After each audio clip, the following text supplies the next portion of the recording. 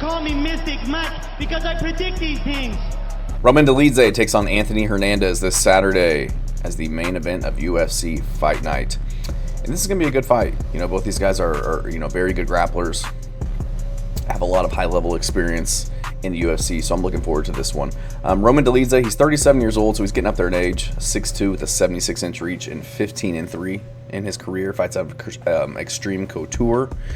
He's orthodox, primarily throws looping hooks, but, has a lot of power. Not very technical, kind of relies on his chin and his power to get respect on the feet. Really good leg kicks. We saw that against Anthony Smith in their fight, and then again in the Marvin Vettori rematch. Has a sneaky high kick that he'll throw. Just kind of a bruiser who can take shots, land with power. Jiu-Jitsu black belt as well. Really good leg locks. I would consider him a leg lock specialist. He was a European and world grappling champion and ADCC champion as well. So very good on the ground.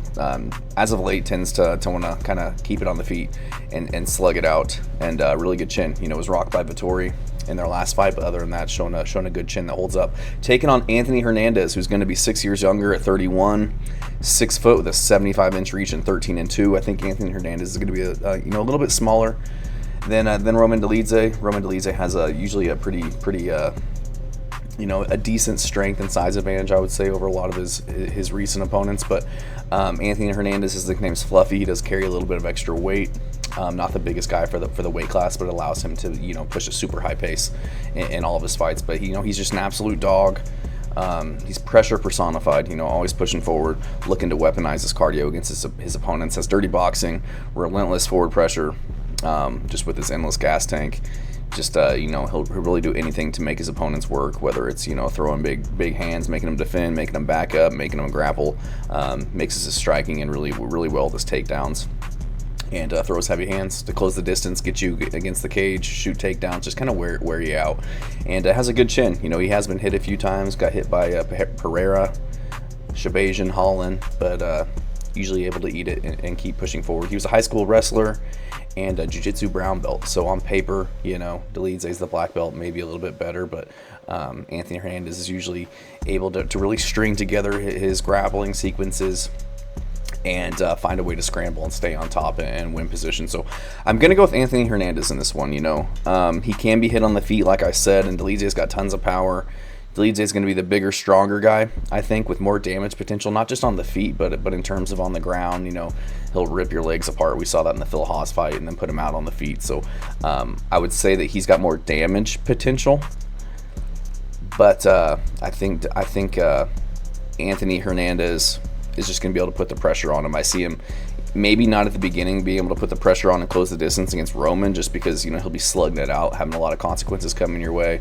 He's going to be stronger, pretty even in the grappling, so I think that he'll be able to kind of avoid the clinch and not really get bullied around early in the fight.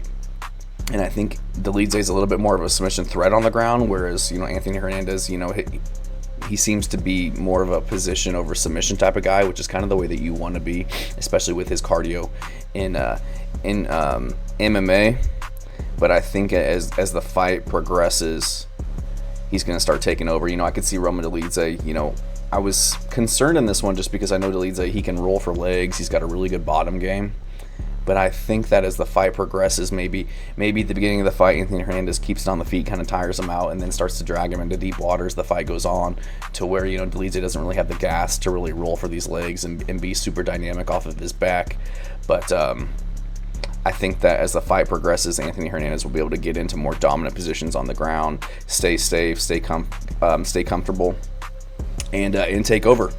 I think Dolidze is used to fighting at a measured pace. So I think Hernandez, he'll make it gritty, make him work, start to take over late. Dolidze throws big punches on the feet, which is going to exert a lot of his energy and take a toll, coupled with the shots that he's going to have to be defending and just the gritty, nonstop pressure that he's going to be dealing with Anthony Hernandez. The inevitable scrambles that are going to happen in this fight. I just don't think Dolidze's grappling will be enough to kind of stifle Hernandez's strategy in the later rounds, rounds 3 through 5. Rounds 1 and 2 could be interesting. I could see Hernandez potentially trying to keep it on the feet and maybe losing those fights or losing those rounds, getting it squeaked out. But You know, Dolidze, he's 37 years old, so he's getting up there in age.